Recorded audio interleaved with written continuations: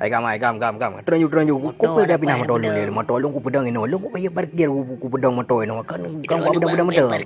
Padung lah parkir Rp2 Parkir le. Kibang tidak aku pindah motor. Bayar parkir. Kau bayar teranju.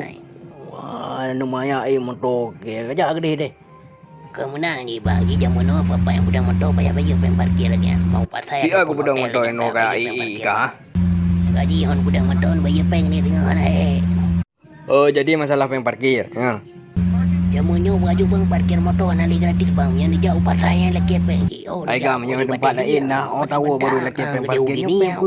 Pen parkir orang ambil aja. Pen parkir. Anak tak kah biar. Pen bayar. Pen Rp2 ya bayar lah. Lagi anak tak pakai internet dah bukan lagi pen parkir. Bibi anak tak. Sang lagi anak bayar le pen parkir. Agam. Kalau kajak le rata mata bohan naik kujak.